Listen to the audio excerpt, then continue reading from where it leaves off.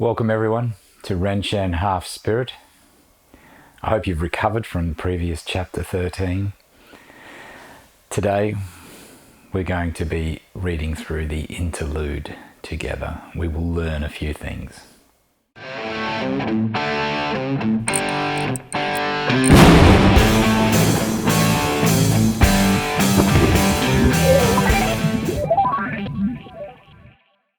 The Sword of Bodhidharma. The Lion and the Priestess, 4th century BCE. Alexander the Great was the son of King Philip II of Macedonia and his 4th wife, Olympia. His was a charmed life in his youth, not necessarily born to rule. His mother, the serpent worshipper, ensured he was to be the next chosen king. From an early age, it was clear the young Alexander carried the divinity. He was both headstrong and of remarkable intelligence. King Philip had destroyed the great philosopher Aristotle's hometown and condemned its citizens to slavery. After summoning Aristotle to the Macedonian court, he made a deal with Aristotle to teach Alexander in exchange for the restoration of Aristotle's hometown. As a young teenager, Alexander learned how to fight under the guidance of King Philip and his best fighters and military strategists. But it was under Aristotle's tutelage where he learned of alchemy, medicine, philosophy, morals, religion, logic, and art. By the end of his education with the famous philosopher, he had mastered the skills of rhetoric and, most importantly, justice. By 20 years of age, he was king of Macedonia and left little room for others to question his authority and title. Aristotle's tutelage was essential for Alexander's expansionist dreams. But there was one belief where they differed. Aristotle regarded all other races as barbarians. Their natural station in this world was appropriately confined to being slaves. Alexander remained ideologically opposed to Aristotle's belief and defined his Macedonian empire as a multicultural one. Alexander had little interest in forcing his own ideas of truth or religion upon conquered populations. He embraced the differences and employed the best people and best ideas from all of his conquered nations. His leadership helped catapult human thought to the next great age. Long after Aristotle's tutelage ended, Alexander retained his treasured gift from his teacher, a unique version of Homer's Iliad. Hidden in the texts by code was the original Secretum Secretorum. It was Aristotle's encyclopedia of magic, alchemy, statehood, and physiognomy, among other topics. Such was the importance of the book, Alexander deemed it equally as important as his sword, and they were both taken on all his warring campaigns. The finest swordsmiths of Macedonia were employed to forge his blade. The steel itself was unprecedented in its characteristics. Sourced from a meteorite which landed in Heraclea Lyncestis, a city founded by Alexander's father as a tribute to the god Heracles. The steel was impossibly hard and extremely light. Alexander imbued the sword with the alchemy and magic coded in the Secretum Secretorum. The magic forged into the blade magnified its power and also ensured it could never be used to kill him or anyone from his bloodline. The forged blade included the royal marks of the Macedonians, the 16-pointed sun rosette, and the lion head on the pommel. By the time he had conquered almost the entirety of the known world, Alexander had taken a Bactrian princess as his wife, the Zoroastrian Roxana. The man who solved the Gordian knot with the edge of his blade had almost satiated his desire to conquer, but two enemies remained that eluded him. The first was himself, and the second was the Underworld. Conquering other kingdoms and lands was no longer enough for the warring machine that Alexander had become. He had almost deciphered the code for immortality with the aid of his coded book. He understood he had to conquer and escape his own cycle in order for himself to become a god. Then he would finally face and conquer the Underworld. A high priestess known to some as Levantia, others as Temyana, had mastered the Orphic rituals from a young age. She came from Macedonia and was feared by the Hellenes almost as much as Alexander. Her knowledge of the old ways and the threat she presented to civilized society was both feared and revered in equal proportions. Her confrontations with the new faith leaders and the relegation of women to a similar status as slaves enraged her. The Macedonians were regarded as barbarians by the Hellenes for drinking their wine undiluted. In the same way, the undiluted faith of the Macedonians who followed Levantia and her Orphic wine cult were treated as crazed yet increasingly powerful fundamentalists. Alexander could see the growing threat of Levantia's brand of fundamentalist faith to the civilization he was building. He summoned her and placed her on trial in his private court. He had never met a woman with such fire in her spirit and knowledge of the metaphysical. She was beautiful, charismatic, powerful, and bewitching. Roxana was becoming increasingly jealous of Alexander's infatuation with the high priestess. The Zoroastrian Roxana had no interest in Levantia's faith and relied on nothing more than her female intuition to sense Levantia's hidden agenda.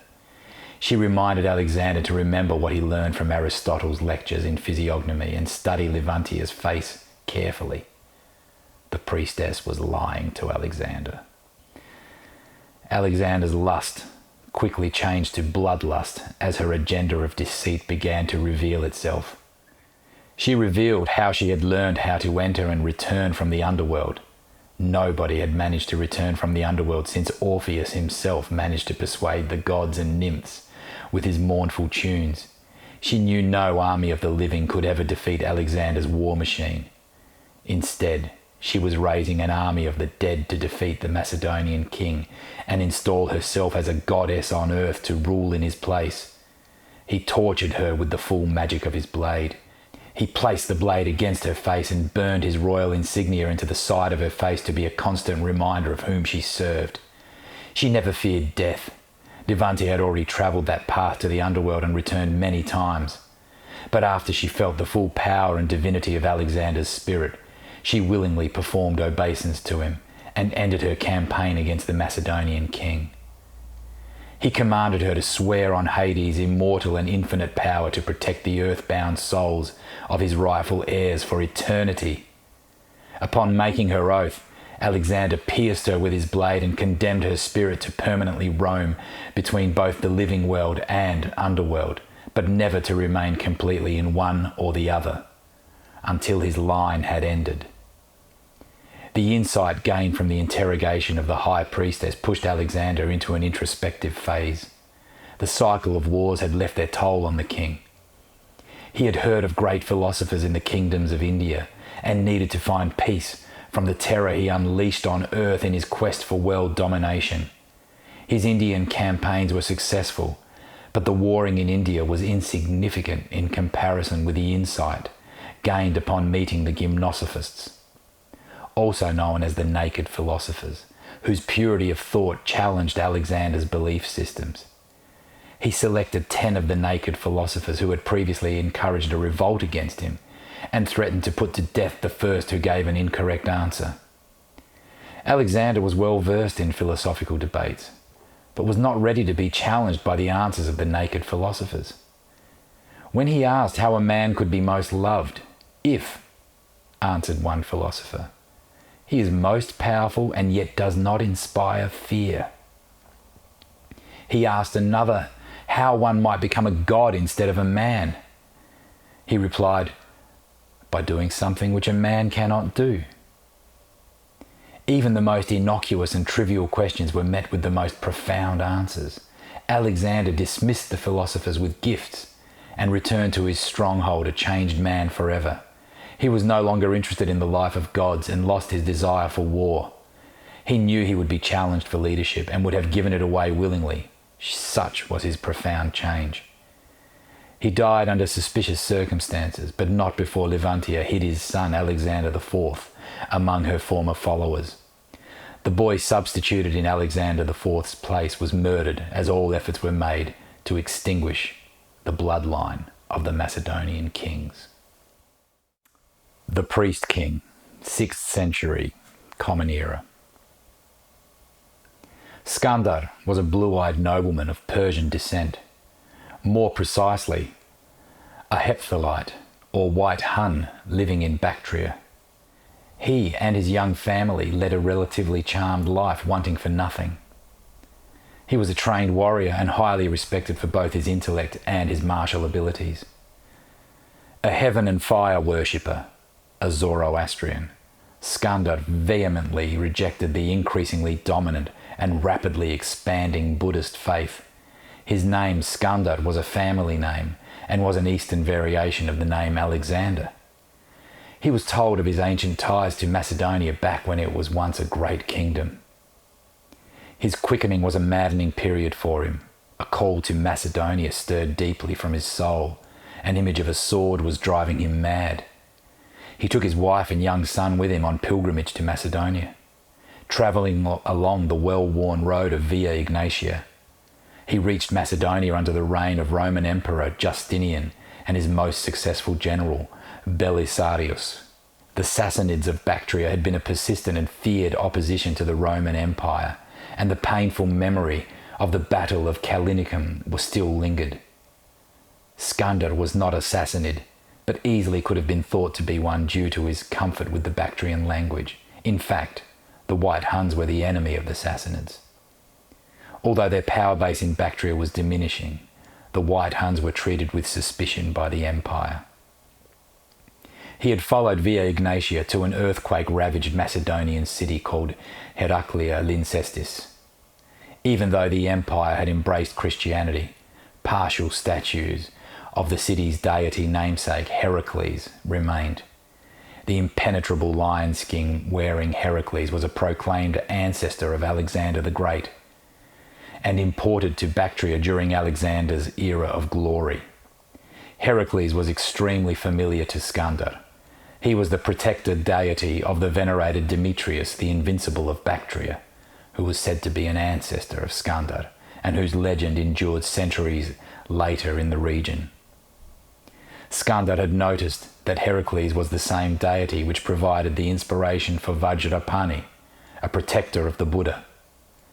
Many generations later, one would see the likeness of Heracles in the Japanese Neo guardian dogs of the Buddha, and also in a more abstract manifestation as the Shisa of Okinawa. Vajrapani would also go on to become the patron saint of the Shaolin monastery. It was only 200 years earlier when the great rulers would visit the preserved corpse of Alexander the Great in Alexandria, Egypt, to marvel at the remains of the great king. The rebellion riots of the 4th century decimated Alexandria, and the corpse had been lost ever since. His sword and book were never found. Skandar's maddening quest for the beckoning sword found him digging near the pedestal of the most prominent Heracles tribute in the once great city. The paranormal connection to that precise location was far beyond any rational thought process. He dug for 2 days and finally found his calling. A rusted sword inscribed with the mark of the Macedonian royalty and a fierce lion's head on the pommel. As soon as he grasped the sword, a bright orange glow radiated from the blade and the rust fell off as though it was dust. His irises glowed a bright orange and he was reborn. The familiar apparition of the half-masked Levantia appeared before him. In line with the lingua franca of the era, she had taken to calling herself Temyana. He had been seeing Temyana in his dreams ever since his father died. She had been giving him clues about his Macedonian ancestry and his connections on a much broader scale to the world around him. Temyana's knowledge was overwhelming. She described more completely the empire he previously had only experienced from afar. She told him of the great demons in Europe and how the opposing resistance was being tempered to subdue their influence. She warned him the demons were gaining the balance of power in the East, and his potential would be unrealized if he did not use his gift to oppose the darkness rising there, the same darkness which, if unabated, would soon consume his own people in Bactria. With the power of Temyana's visions, Skandar's destiny was revealed. His life was immediately transformed and his bloodline would go on to suffer generationally for his sacrifice. Temyana had seen the rise of the Brahmin caste in India. Some of Skandar's own people had already found their way as great Brahmins of India. The warriors were a noble and natural enemy to the darkness preparing to consume the east and beyond. She advised Skandar to join them and find his path. Skandar left his wife and young son behind in the comparative safety of Macedonia, and sword in hand found his people who had entered the Brahmin caste in India. He arrived there as a warrior, but his remarkable intellect and purity of heart compelled him to engage with the Buddhist priests. He debated and exchanged ideas with the monk priests. The dialogues with the Buddhist monks challenged and nourished his soul and soon sent him into the bottomless abyss. The good thoughts, good words and good deeds of his Zoroastrian faith had been replaced with the pursuit of the Four Noble Truths and the Noble Eightfold Path of the Buddhists. Such was the way with the men of his bloodline.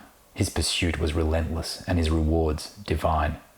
He spent 7 years cultivating his mind and pursuing his dhyana, his mind training, with an extreme form of asceticism to counter his many years of hedonistic-fueled heaven and fire worship.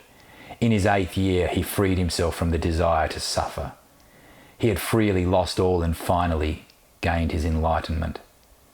Thereafter, he became Bodhidharma, the 28th direct line descendant of the original Buddha. With the sword of Alexander on his back, he headed for China to spread the Dharma at the request of his mentor, the 27th Patriarch, Prajnatara. The blue-eyed barbarian, as described in the Chinese Chan texts, travelled over much of Asia and shared the Dharma with all who had the mental freedom to learn from him. Some would seek to follow him, while others merely begged for his blessing. He planted the seeds of his enlightenment in all corners of Asia, and from them sprang forward yet another evolution in human thought. He visited the pious yet physically debilitated praying monks of the Shaolin monastery. They accepted his spiritual instruction and called him Dharmo, but rejected his offers of physical instruction. They continued to resist his instruction in the way of Lohan, but he deemed them worthy. He persisted and finally made them immensely strong with his knowledge of the original 18 hands of Arhat, the way of Lohan. They were able to pursue their enlightenment with a mastery of their bodies in addition to their minds. They went on to form the entire Shaolin Kung Fu system and used them to resist the growing evil for generations to come. Dharmo was pleased. He had heard of great evil unfurling in the islands of Japan and decided to sow seeds of his enlightenment there. He left the Shaolin monastery and found himself on the Okinawan Islands.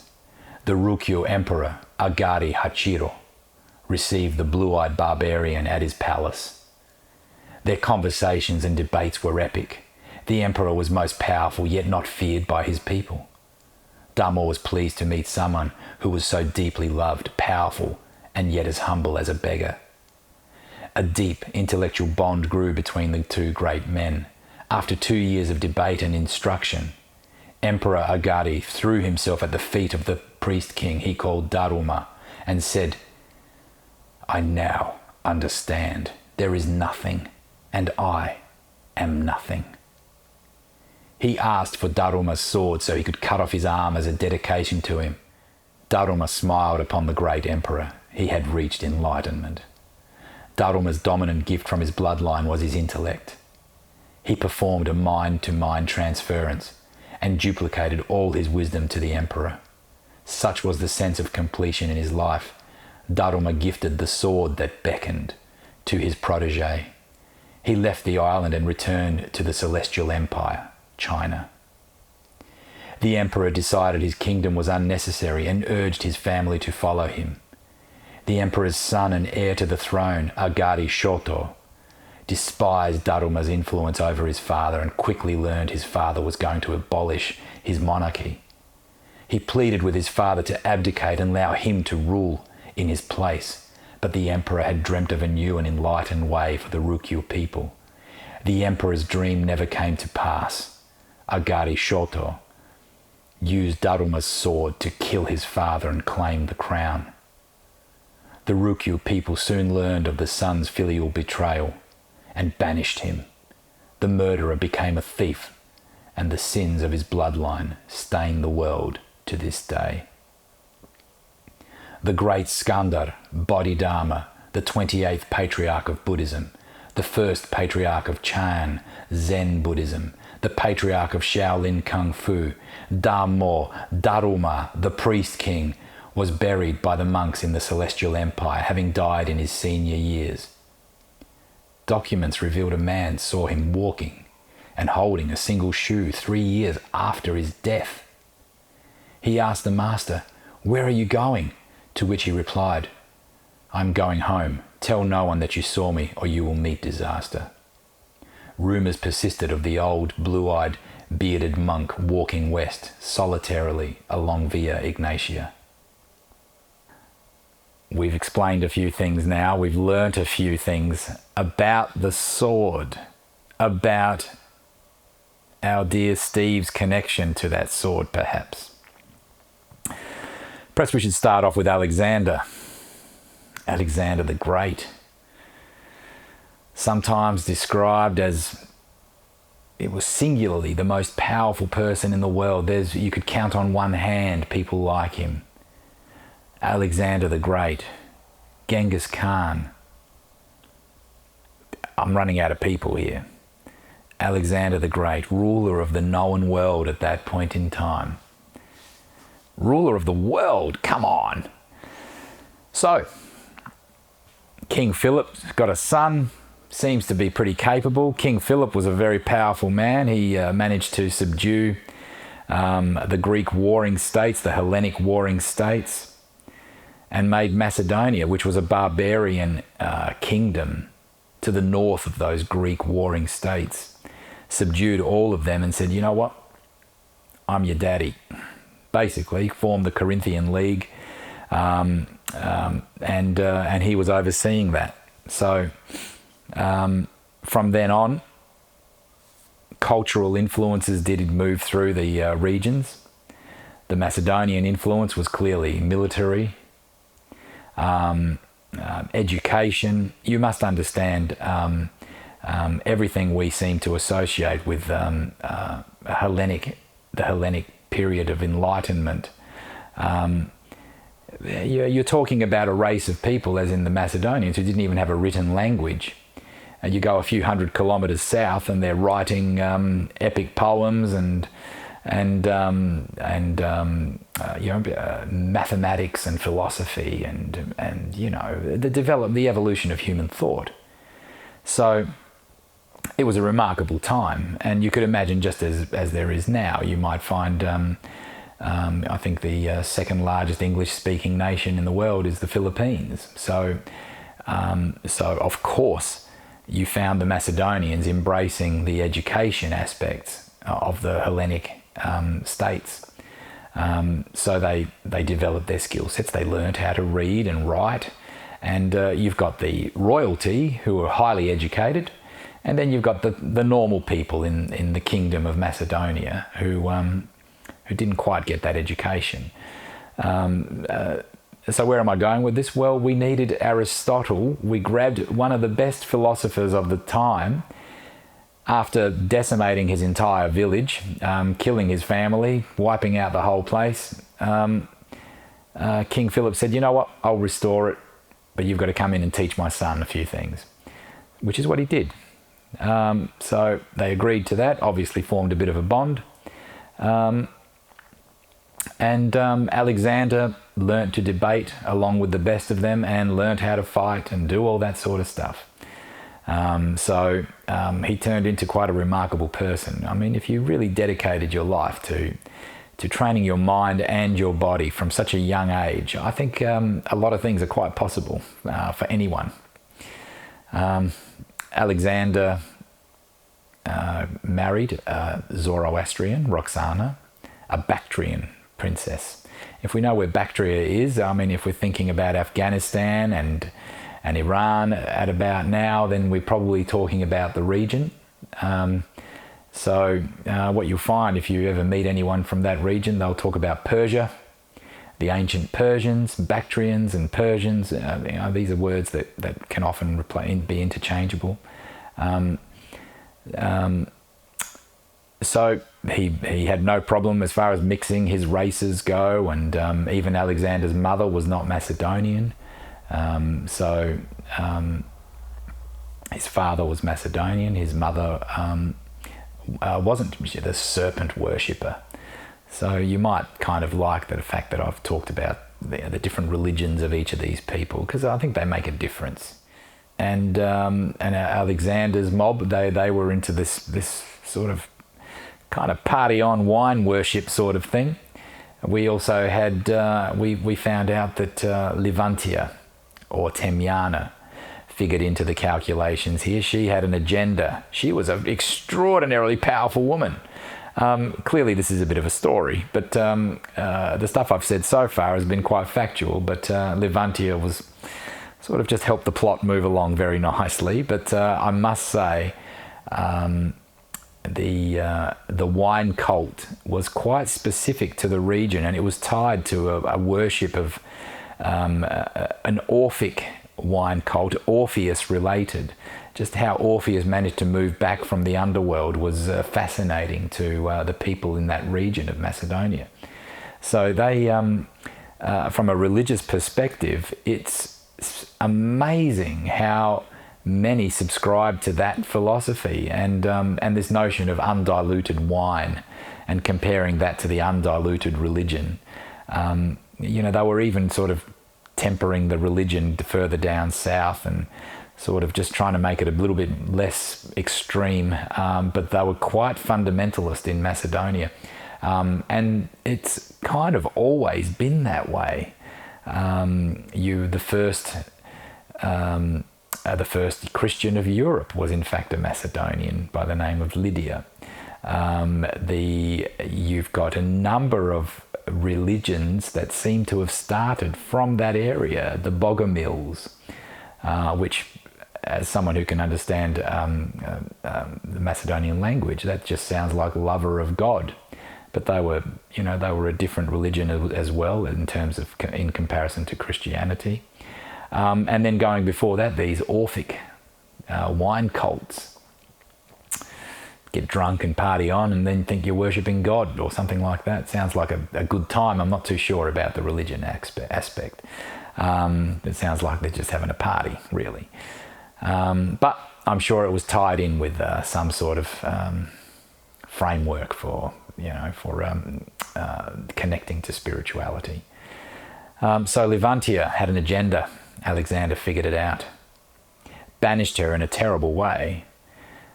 She's not dead, she's not alive. She's sort of between both worlds, kind of half in one and half in the other, but never completely in either. Steve saw her right at the end, didn't he, when that sword hit him in the heart, pierced his heart. Steve saw her very vividly. Okay, that might tell us a couple of things about Steve. We kind of know a little bit about that sword now. It was actually imbued with magic from Secretum Secretorum. That sounds like crazy stuff, but if you go hunting around on the internet, there is talk of Aristotle developing this book with a whole bunch of things as described in that chapter. Magic, alchemy. All of it included in this Secretum Secretorum. There is an Arabic translation of this book available online somewhere. Perhaps the real book never was found. Perhaps it was too powerful. Maybe some rich demon who rules the world is sitting on the book and using it for his own evil purposes. Who knows? Maybe. Let's think about that one. Okay, so the sword sorted her out, burnt her face, all that sort of stuff. We kind of know Temyana's story very well now, I think. I think we do.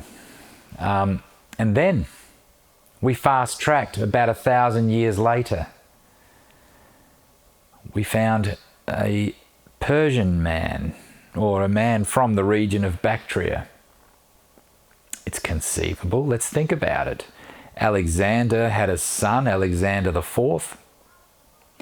The child was hidden. Perhaps he remained in the region of Bactria.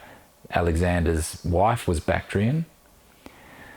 And so then we found out about this blue-eyed Persian who went on to become the priest king, Bodhidharma.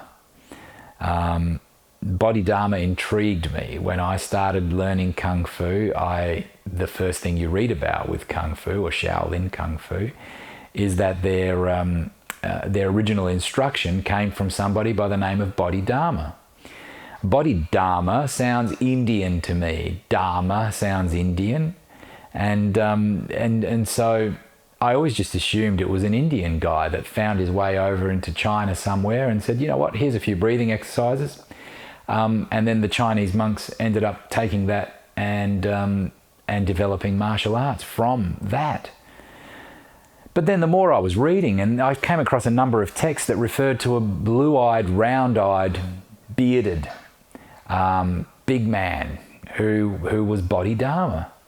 And so in the Chan texts, which is similar to Zen, Chan and Zen, the Chinese version is Chan and Zen is the Japanese version, they refer to a blue-eyed, round-eyed man. And I mean, there certainly are some blue-eyed people in India. And typically those blue-eyed people are attributed, some people believe that they were remnants from the ancient Macedonians that moved through there. But even so, there are, if you get to Afghanistan and have a look around now, you will see some captivating people with their eyes. Their eyes are bright blue. Stunning. You'll see pictures that, you know, there's some famous photographs of some, there's a little Afghani girl and an old Afghani man that these bright blue eyes. So, you know, I think it's conceivable that the person ended up from Persia, from Afghanistan, from that region, from Bactria, and ended up getting to India, receiving instruction. The Brahmin caste is considered, you know, I mean, we don't like to talk about castes in this day and age. In Australia, we don't really have a society like that, but in India it still does exist. So the Brahmin caste are considered, you know, the top end of the food chain there. And they had warriors and spiritual people. So from that point of view, a lot of the Bactrians ended up in that caste. That's confirmed in the history books. So our dear friend Skandar, or Bodhidharma, who ended up seeking instruction and became a Buddhist himself. He gave up his Zoroastrian faith, became a Buddhist, and proceeded to learn so much and become so enlightened that he actually became the next Buddha. So that's quite amazing when you think about Buddha, who was 300 years before Alexander the Great. That becomes quite conceivable, I guess. And here's an interesting point, that no one has really, I'll be brutally honest, no one has been particularly interested in this fact, but for me it is mind-blowing, mind-blowing. You've got Alexander the Great, who got to India, and his god that he worshipped, who he actually believed he descended from, was Heracles. Heracles, this powerful, fierce man gods, should I say, not a man, the god, muscular man, creature thing with a lion skin over him. And this lion skin was impenetrable. Nothing could get through it. So he gets to India. The people in India, the Buddhists, are looking at this guy and going, what the hell's going on here? Look at that statue that he brings with him. It's amazing. We love it. So in fact, they ended up copying the statue, and you can actually look up Hellenistic influences on Buddhism. And they copied the statue and said, this is a protector of Buddha. You know, Buddha wasn't necessarily up for violence, but there's nothing wrong with protecting Buddha either. So they created Vajrapani, which was a god, a protector of Buddha. Looked exactly the same as Heracles, interestingly enough. We fast track a bit further on and we find that Bodhidharma ended up teaching the Shaolin monks. And to this day, we end up with Vajrapani as the patron saint of Shaolin monasteries, of the Shaolin monks. So, I know this sounds a bit singular in its vision, but it's not a crazy thought to attribute that to Alexander the Great's influence from many hundreds of years before, or 1,000 years before. So that was quite remarkable. And this whole notion of this lion creature being so powerful, Heracles, was infinitely tied, inextricably tied to lions, considered the apex animal, the apex, creature on earth. And all of a sudden they've got lions in China everywhere, and they've got these similar sort of characters, the Vajrapani and the Neo in Japan, the two frightening men who look like gods, who look a bit like Vajrapani, who look a lot like Heracles. And this notion that lions are fierce, perhaps it all came from the same place. I don't think anyone's particularly chummy with lions, unless they're trained and whatever else, but I think we tend to be a bit frightened of them. They're very powerful and fearsome creatures, there's no doubt about that. So I've joined a few dots, and I don't think anyone else has, but I think it will be difficult to refute. I think the influence of Alexander as he moved through India was definitely a factor in the way that figure moved through to China and Japan, the lion influence through Heracles. So there you go, there's a particularly interesting insight.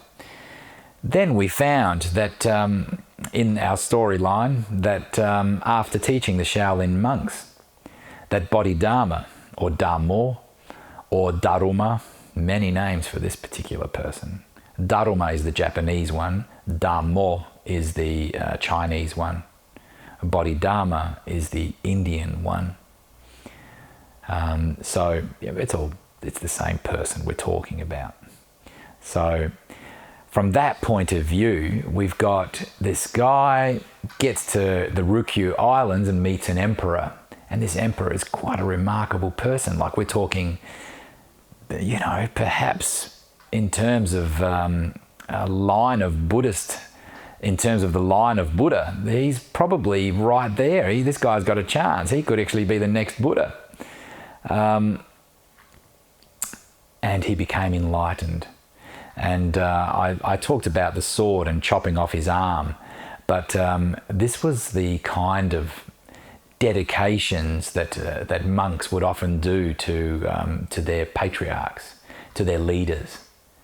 And at that point, that full dedication to Bodhidharma, to Dharma, was impressive. It was like just saying, here I am, I'm an emperor, but I give myself to you. You are the man, you are the one.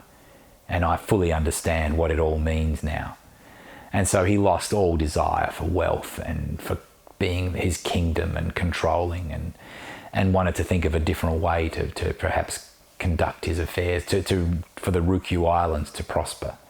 But his son, Shoto, Agari Shoto, had different plans. There's no way he was going to give up being a king. So he decided to kill his father, the emperor. And as we well know, the bloodline was stained to this day, all the way to beautiful Megumi's father. So, what we've seen now is we've connected that sword, because we know where that sword ended up. It was in Agari Shin's castle, Kumicho's castle. And when it pierced Steve, we learned from the interlude that I just read that the sword could not kill anyone in his bloodline, in Alexander's bloodline, the rightful heir to his bloodline. So it appears Steve Nedelkin, Ishiganto, is not dead. Is he? I think a part of him has died anyway, just losing his beloved wife, his beloved Megumi. So I hope that answers a few questions and provides an interesting insight. I'll be brutally honest, there's a bit of latitude I've taken with history here, but there is a lot of real history woven into this interlude. I guarantee you, a lot of the stuff is extraordinarily true. Where did I stray from the truth? If we talk about Temyana, there's a little bit of fun to be had there. If we talk about the emperor who Bodhidharma met, a little bit of stretching there. I needed to get a sword into Okinawa. Don't shoot me. It is what it is. Okay. If we had to talk about whether Bodhidharma was in fact Alexander's a relation to Alexander the Great, yep, a lot of stretching the principles of truth there, but it makes for a hell of a story. It could be true. Okay, it could be true. Don't judge me, all right? Don't judge me. It could be true. So, having said all of that, it's shaping up to be a hell of a story. That was the end of book 2, and we're heading into book 3 shortly, so which is the third part of our first book. So stay tuned. Next chapter will be very interesting. It's a different world, a very different world we're about to enter into.